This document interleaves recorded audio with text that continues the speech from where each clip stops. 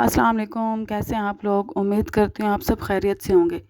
आज की वीडियो में मैं आपके लिए लाई हूँ बहुत ही खूबसूरत shawl design, Bareeze shawl design. सर्दियों का सीज़न शुरू हो रहा है और सर्दियों के सीज़न स्टार्ट होते ही सबसे पहले हमारे जहन में जो चीज़ आती है वो आती है गर्मी और स्टाइल दोनों एक साथ। तो सबसे जो इम्पोर्टेंट चीज़ है वो है शॉल, जो हमारी सर्दियों में जो हमारी लुक को और हमारी जो ड्रेस को क्लासी और एलिगेंट बनाती है। तो इसीलिए आज मैं आपके लिए लाई हूँ बहुत ही खूबसूरत शॉल डिज़ाइन, शॉल कलेक्शन। ब्रीजे शॉल कलेक्शन बहुत ही खूबसूरत डिज़ाइन है, न्यू डिज़ाइंस हैं जो कि स्टोर्स में डिस्प्ले हो चुके हैं। ये जो आप वीडियो में देख रहे हैं बहुत ही खूबसूरत आर्टिकल हैं। प्लेन ड्रेस के साथ आप ये शॉल ले सकते हैं। एम्ब्रॉयडर्ड शॉल और प्रिंटेड शॉल, इसमें दोनों डिज़ाइन आपको मिलेंगे।